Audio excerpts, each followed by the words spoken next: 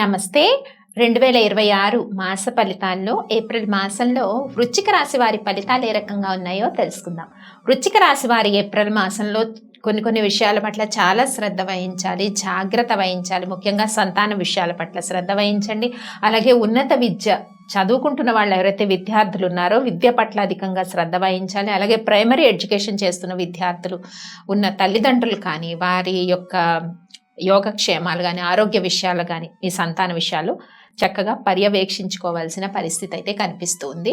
ముఖ్యంగా వివాహ ప్రయత్నాల్లో కొన్ని ఆటంకాలు కలగవచ్చు ఈ మాసంలో. అలాగే స్థిరాస్తి కొనుక్కోవాలనుకున్న వారికి కూడా కొంత ఆశాజనకంగా లేకపోవచ్చు వృశ్చిక రాశి వారికి ఏప్రిల్ మాసంలో. అలాగే నూతన పెట్టుబడులు పెట్టి ముందుకు వెళ్ళాలనుకున్న వారికి ఎవరికైనా కూడా ఏప్రిల్ ఆఖరి వారం అనుకూలంగా ఉంటుంది. కాబట్టి కొంత వృశ్చిక రాశి వారి మాసంలో సమయవనం పాటించాలి. ఓర్పు సహనం చాలా అవసరం. ప్రతి పనిలో ఆటంకాలు కానీ లేకపోతే వ్యతిరేకత ఎదురవ్వటం కానీ వృశ్చిక రాశి వారికి ఎక్కువగా కనపడుతూ ఉంది. అలాగే ఉద్యోగ ప్రయత్నాలు చేసే వారికి ఏప్రిల్ 4 వారాలు కూడా, అంటే ఏప్రిల్ మాసం అంతా కూడా అనుకూలంగా ఉంది ఉద్యోగ ప్రయత్నాలు చేసే వారికి ప్రత్యేకించి.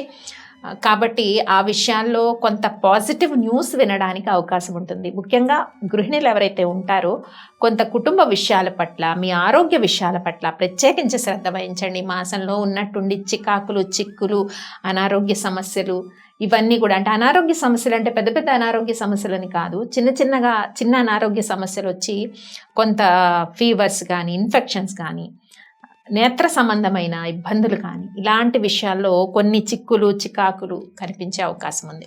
ముఖ్యంగా తల్లిగారి ఆరోగ్య యోగక్షేమాలు కూడా పర్యవేక్షించుకోండి. అలాగే కొత్త వాహనాలు కొనేటప్పుడు కూడా ఒకసారి చూసుకొని స్టెప్స్ వేయండి. ఈ మాసంలో వాహనాలు నడిపేటప్పుడు కూడా కొంత శ్రద్ధ వహించడం అయితే అవసరము వృశ్చిక రాశి వారికి. ముఖ్యంగా సడన్ ట్రాన్స్ఫర్స్ కానీ, పై అధికారుల మనస్తాపం కానీ ఈ మాసంలో ఇబ్బంది పెట్టే సిచ్యువేషన్ ఉంటుంది వృశ్చిక రాశి వారికి. కాబట్టి ఏ విషయాల్లో పాజిటివ్గా ఉంది మనం చెప్పుకున్నాం. ముఖ్యంగా విద్యార్థులు అధికంగా విద్య పట్ల శ్రద్ధ వహించాలన్న విషయం తెలుసుకున్నాం.